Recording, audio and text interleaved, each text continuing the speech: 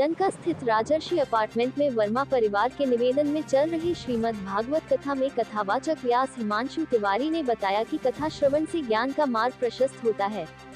भागवत कथा से कल्याणकारी और कोई भी साधन नहीं है। जीवन से समय निकालकर इस कथा को सुनने को अवश्य महत्व देना चाहिए। जिस प्रकार से हर कोई अपने परेशानियों में गिरा हुआ है एवं मानसिक तनाव में है, ऐसे में भागवत कथा का महत्व और बढ़ जाता है। श्रीमद् भागवत कथा में शांति के मार्ग से जीवन यापन करने तथा सुख समृद्धि की ओर अग्रसर करने का मार्ग प्रशस्त करता है। उक्त अवसर पर मुख्य आयोजनकर्ता सुरेश वर्मा व नीलम देवी ने बताया कि श्रीमद् भागवत कथा सुनने से मनुष्य को भक्ति के लिए ज्ञान की प्राप्ति होती है, उसी के आधार पर उसे मुक्ति मिलती है।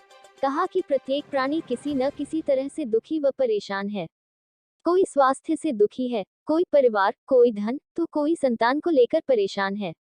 सभी परेशानियों से मुक्ति पाने के लिए ईश्वर की आराधना ही एकमात्र मार्ग है। इसलिए व्यक्ति को अपने जीवन का कुछ समय हरिभजन में लगाना चाहिए। कथावाचक हिमांशु तिवारी ने ये भी बताया कि इस बार 22 जनवरी 2024 को अयोध्या में राम मंदिर का शिलान्यास होने जा रहा है और उसे पर हमारा सभी से आग्रह है कि उसे दिन हर लोग अपने घर में दीपक जरूर जलाएं, ऐसा लगे कि देश में फिर से दिवाली मनाई जा रही है।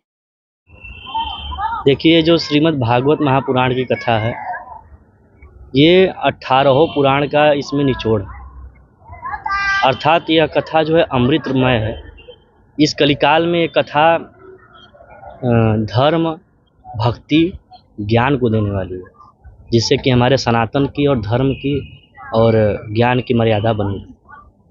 महाराज जी, अगर वर्तमान में देखा जाए घर घर में क्लेश है, लड़ाई झगड़े हैं, व्यभिचार, क्या लगता है कि ऐसे जगहों में श्रीमद् भागवत कथा का आयोजन होने से तत्काल लाभ देखने में मिलता है? जी, जहाँ पे भक्ति का लोभ होता है, ये भागवत जो है भगवत अर्थात भ से भक्ति, ग से ज्ञान, व से वैराग्य, त से त्याग। जहाँ भक्ति का लोभ होता है, लोप हो जाता है, तो भक्ति जब हृदय में नहीं रहती है तो वहाँ पापाचार बढ़ते हैं, दुराचार बढ़ते हैं, अधर्म होते हैं, तो वहाँ हमारे संस्कृति का लोप होता है, हानि होती है। और ये जो भागवत है, ये भक्ति, ज्ञान, वैराग्य और त्याग के विषयों का निचोड़ है, जिसका नाम भागवत। भागवत में महाराज जी आयोजनकर्ता सुनने वाले समान लाभ पाते हैं या कुछ विशेष या कोई ऐसी बातें बताएं? देखिए, ये जो श्रीमद् भागवत महापुराण की कथा है, ये 2 प्रकार से श्रवण की जाती है। या तो भक्त के हृदय में इच्छा हो और ये अपने पितरों के लिए गया श्राद्ध करके आइए, तो अपने पितरों के निमित्त इस कथा को श्रवण किया। जैसे आपने अपने पितरों का पिंडदान किया, गया श्राद्ध किया, तो ये पितरों की असीम कृपा से ये कथा आपके लिए भी लाभकारी है और जो श्रवण कर रहे हैं उनके लिए, और हमारे फेसबुक के माध्यम से, मीडिया के माध्यम से, यूट्यूब के माध्यम से जिसके कानों में श्रीमद् भागवत की ध्वनि जा रही है, ये सबको जो है अंतकाल से लेकर के इस काल में भी उत्तम लोक और वैकुंठ को देना।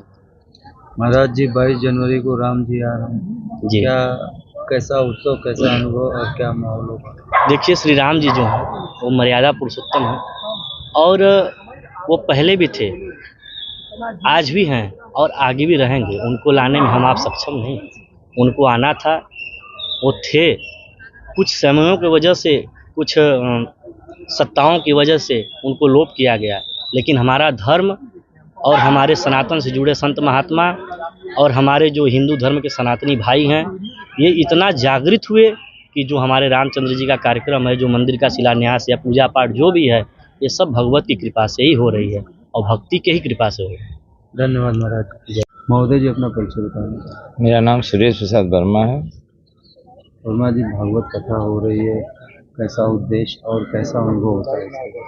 बस बहुत दिनों से इच्छा थी भागवत कथा सुनने की, और प्रभु की जब इच्छा हुई तो ये आयोजन हो गया। सर, इस समय कुछ लोग कहते हैं कि हिंदू धर्म या सनातन केवल दिखावा है, आडंबर है, ऐसे लोगों के लिए क्या करना है? ऐसा कुछ नहीं है, सबका अपना अपना विचार है।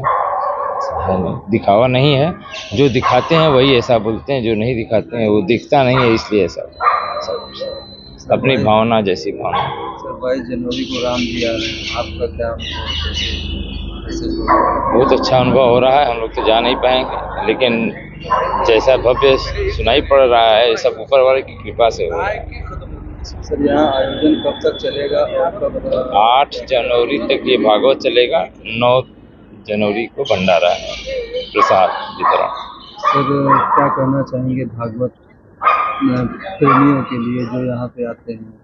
बहुत बहुत उनका आभार है, बहुत बहुत धन्यवाद कि वो लोग आते हैं, सुनते हैं। हम लोग को भी अच्छा लगता है कि लोग सम्मिलित होते हैं। इतना परिचय बता दें। नीलम वर्मा। क्या कहना चाहेंगे भागवत कथा के बारे में? क्या कहें आप? कैसा लगता है? अच्छा लग रहा है, बहुत अच्छा लग रहा है। और आप लोग तो हाउस वाइफ हैं, घर का काम देखती हैं, उसके बाद भी समय मिलता है? बहुत समय मिल रहा है, समय निकालना पड़ा है। क्या कहना चाहेंगे अपने अगल बगल के लोगों को? सबके लिए धन्यवाद कि सब लोग आ जा रहे हैं, अच्छा लग रहा है। राम जी आ रहे हैं, कुछ आप भी कहना चाहेंगे? हाँ तो अच्छा लग रहा है। राम आएंगे तो अंगना सजाएंगे। धन्यवाद। सब्सक्राइब कीजिए हमारे चैनल को और बेल आइकॉन को दबाइए हमारी लेटेस्ट वीडियो सबसे पहले देखने के लिए।